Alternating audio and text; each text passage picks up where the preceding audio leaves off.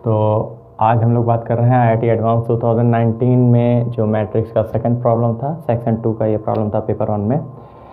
इसमें क्या है कि आपको एक मैट्रिक्स दे रखी है, उसका एडजॉइंट भी दे रखा है, मोर देन वन करेक्ट वाली प्रॉब्लम थी। ए और बी इसके आपको रियल नंबर में है। Which of the following option is are correct. Okay, अब कागर में सागर, देखिए आईआईटी एडवांस और मेंस की प्रॉब्लम को समझिए कि किस लेवल की प्रॉब्लम आती हैं। जब आप किसी भी चैप्टर में लेवल वाइज प्रॉब्लम सीख जाएंगे, समझ जाएंगे, तो आप जैसे नॉर्मल पेपर देते हैं वैसे ही आईआईटी का पेपर भी देंगे।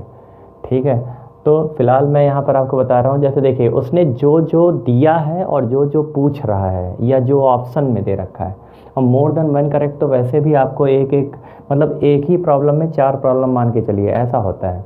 ठीक है, तो फिलहाल आपको एक मैट्रिक्स दे रखी है, उसका एडजॉइंट दे रखा है। ठीक है, अब ये 1 2 3 4 4 ऑप्शन, 4 प्रॉब्लम। ठीक, अब आपको यहाँ पर उसने एडजॉइंट वाला जो आपका स्कूल का पूरा चैप्टर था, जो पार्ट था एडजॉइंट मैट्रिक्स, उसको और इन्वर्स मैट्रिक्स, उनके प्रॉपर्टीज़ को लेकर के ये प्रॉब्लम बनाई गई है। बस अगर वो क्लियर है तो ये क्लियर है, अगर वो नहीं क्लियर है तो ये आप नहीं कर पाओगे, सीधी सी बात।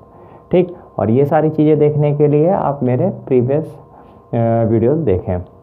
तो फिलहाल तो मैं यहाँ पर जा रहा हूँ और बात करेंगे adjoint M square equal to 81 कह रहा है वो। तो आइए देखते हैं एडजॉइंट ए एम ये है आपका, और ये दे रखा है एम। ठीक है, तो अगर हम पहली कंडीशंस पर जाएं तो हमारे पास एक रिजल्ट होता है adjoint A is equal to A determinant n-1। Okay, अब यहाँ n क्या है? Order of the matrix. तो ऑर्डर ऑफ द मैट्रिक्स कितनी है? 3। तो यहाँ पर कितना हो जाएगा? एडजॉइंट ऑफ m का अगर हम मॉड निकालें तो हमारे पास कितना आएगा बच्चों? हमारे पास आएगा m डिटर्मिनेंट की पावर 3 - 1, यानी m डिटर्मिनेंट की पावर 2। ओके, अब हमें m तो नहीं चाहिए, हमें क्या चाहिए? m square. तो हम जैसे ही यहाँ एडजॉइंट m को m स्क्वायर से रिप्लेस करेंगे तो यहाँ पर भी m स्क्वायर और ये आ जाएगा 2। फिर यहाँ कौन सी प्रॉपर्टी लगेगी? यहाँ लगेगी डिटर्मिनेंट की प्रॉपर्टी। डिटर्मिनेंट a की पावर n, हमारे पास क्या होता है? a की power n since n belongs to positive integer. तो सिमिलरली इसका केस क्या हो जाएगा? m की पावर 4, यानी m डिटर्मिनेंट की पावर 4 हमें देखना है। यानी कुल मिला के हमें क्या करना है? यहाँ से m डिटर्मिनेंट निकालना है। ओके, तो जैसे ही हम m डिटर्मिनेंट की तरफ चलेंगे तो m डिटर्मिनेंट निकालते हैं। चलिए 0 1 a 1 2 3 3 b 1। डिटर्मिनेंट सॉल्व करते हैं। -1, ये तो 0 ही हो गया ना। -1 कॉलम गया, रो गया 1 -9 प्लस a b -6, तो कितना हो गया? -1 इंटू -8 और प्लस a b -6, तो कितना हो गया? 8 प्लस ab -6 है। ओके, अब ab की कंडीशन हमें पता हो तो काम बन जाए। तो a और b दोनों की वैल्यूज़ कहाँ से निकलेंगी? उसके लिए हम लोगों को ये एडजॉइंट यूज़ करना पड़ेगा। अब ये एडजॉइंट कैसे यूज़ करेंगे आपको बताते हैं। एडजॉइंट वेक्टर मैट्रिक्स क्या होती है? Transpose of the cofactor matrix of the given matrix. दी गए मैट्रिक्स की कोफैक्टर मैट्रिक्स होती है। ठीक है, तो इसमें आपको क्या करना है? इसमें आप थोड़ा सा ध्यान दीजिए कि हम अगर देखो दोनों ही केस में कुछ भी हो, डायगोनल का जो हमारे पास कोफैक्टर है वो तो सेम ही रहता है, बाकी सब इधर उधर चले जाते हैं ट्रांसपोज कर। जब आप ट्रांसपोज करते हो तो डायगोनल, प्रिंसिपल डायगोनल जो होता है वो चेंज नहीं होता। इस बात को भी उसने इस प्रॉब्लम में ले लिया है। कितना मतलब कितनी खूबसूरती है प्रॉब्लम की, आप देखिए ज़रा। ठीक है ना, तो यहाँ पर हम लोग जब बात कर रहे हैं तो इस छोटे से पॉइंट को ध्यान में रखेंगे। तो जब हम यहाँ पर बात कर रहे हैं इसके लिए, तो हम मान लीजिए इस o के लिए, यानी कि हम इसके लिए कोफैक्टर निकालने जा रहे हैं 0 के लिए। तो इसका रो गया, इसका कॉलम गया, तो हमारे पास कितना आ गया? तो कोफैक्टर इसके लिए अगर हम देखें तो m11 पोजीशन के लिए cofactor of 0, okay, in of matrix m। ध्यान देना बच्चों, यानी m11 देख रहे हैं एक प्रकार का। ठीक है ना, तो कितना आ जाएगा? 2 3 प्लस रहेगा, राइट, और ये रहेगा 2 3 B1, ओके। तो ये कितना आ जाएगा 2 माइनस 3B।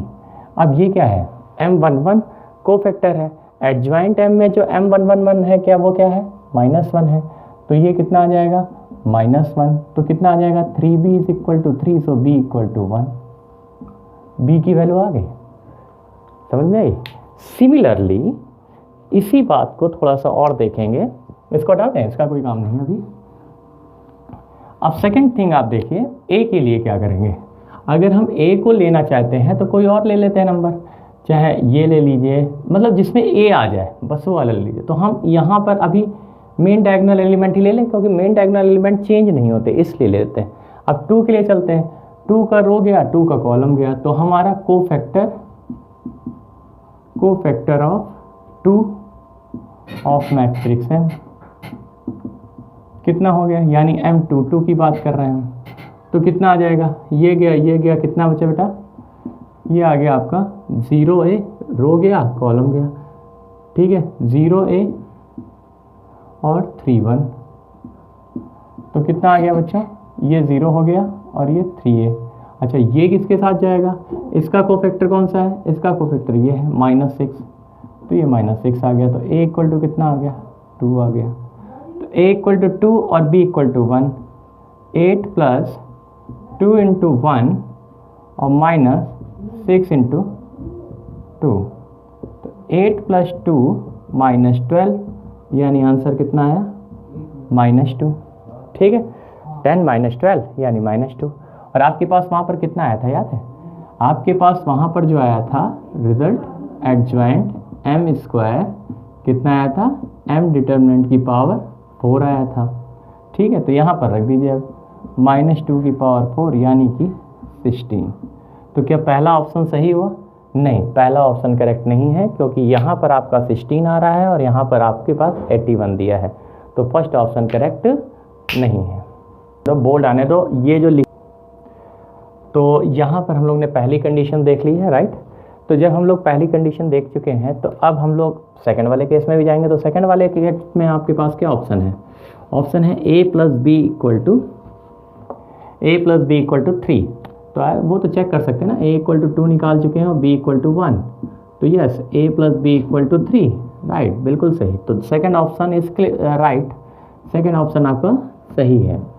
अब चलते हैं थर्ड ऑप्शन की तरफ, क्या लिखा है, M alpha beta gamma equal to 1 2 3, okay. अब मैं यहाँ पर M को ले लेता हूँ 0 1, अब A की वैल्यू 2 आ गई है तो लिख दो 1 2 3 और 3, B की वैल्यू 1 आ चुकी है बेटा 1, A B निकाल लेने के बाद अब टारगेट है अल्फा बीटा गामा का। अब बताइए ये कितना आसान हो गया, ये बिल्कुल मैट्रिक्स मेथड वाले इक्वेशन नहीं बन गए। देखिए A और कोफिशिएंट ये XYZ और ये आपका B, AX equal to B वाला केस बन गया, बना कि नहीं बना। तो आइए अब इसकी इक्वेशन फॉर्म कर लेते हैं, ये रो ये कॉलम, तो ये आ जाएगा beta plus 2 gamma is equal to 1, ठीक है, alpha plus 2 beta plus 3 gamma equal to 2 और 3 alpha plus beta plus gamma equal to 3, ठीक है। तो अब हमारे पास ये कंडीशन आ चुकी है, क्या हम अल्फ़ा बीटा निकाल सकते हैं, बिल्कुल निकाल सकते हैं बच्चों। यहाँ से आप सॉल्व करिए, 3 का मल्टीप्लिकेशन कर दीजिए, एक बार कैलकुलेशन फिर देख लेते हैं, ज़्यादा ओवर स्मार्टनेस में ना रहे। 0 हो गया, बीटा प्लस 2 गामा ये है, alpha plus 2 beta plus 3 gamma ये है, 3 alpha plus beta plus gamma ये है। देखिए कैलकुलेशन की गलतियाँ किसी से भी हो सकती हैं, तो दोनों को सावधान रहना है, चाहे वो आपके टीचर हों वो चाहे आप खुद हों, ठीक है, क्योंकि सावधानी हटी दुर्घटना घटी। तो मैं तो यही कहूँगा कैलकुलेशन करते समय आप बिल्कुल भी हंसी ठट्ठा ना करें।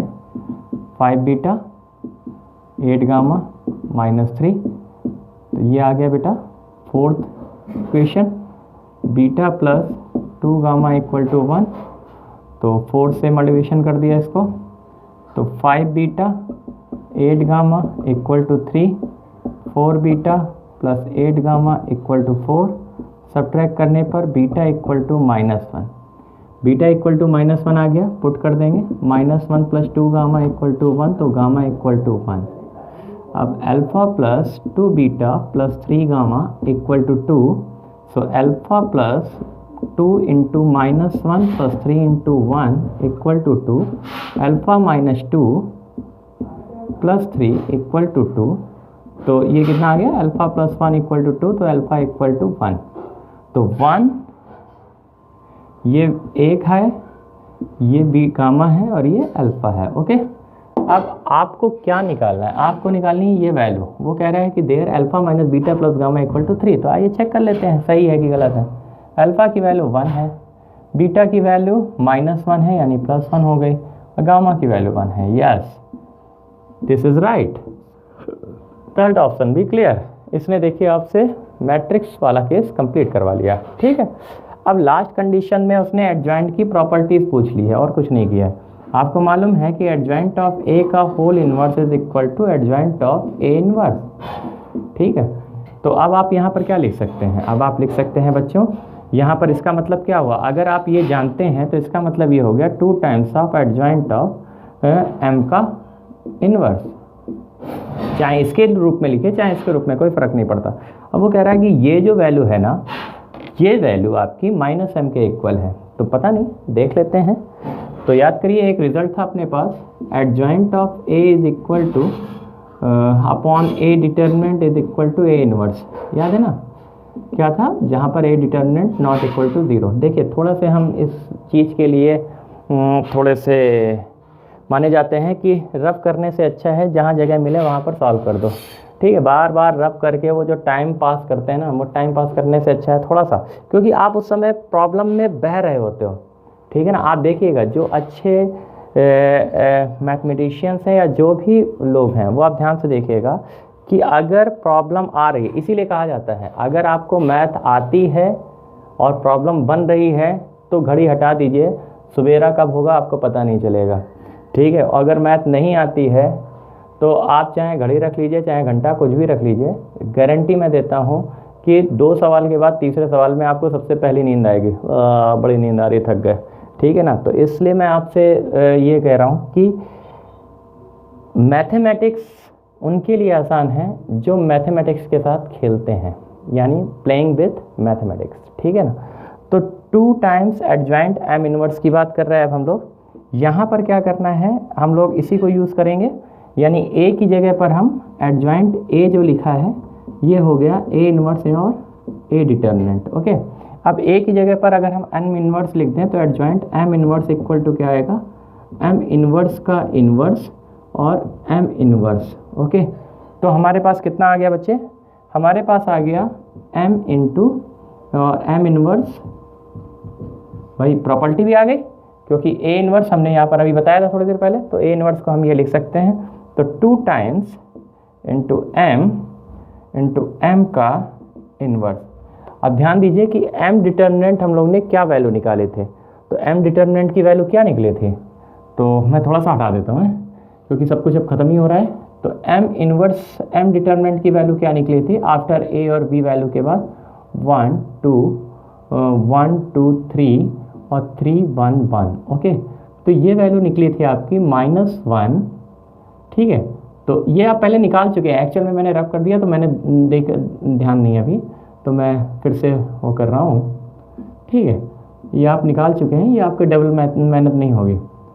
1 -6 -8 और +2 इंटू -5, तो 8 -10 यानी -2 आ गया बेटा। ठीक है, तो -2 आ गया और आपको m इनवर्स चाहिए। ठीक है, तो 2 इंटू एम इंटू और -2 का इन्वर्स, तो आप सीख ही गए इसको, -m ये हो गया है और 2 से 2 कैंसिल हो गया है, तो यानी आपका 4th वाला भी राइट है। ओके, तो आपका जो आंसर आया है वो है 2 3 एंड 4।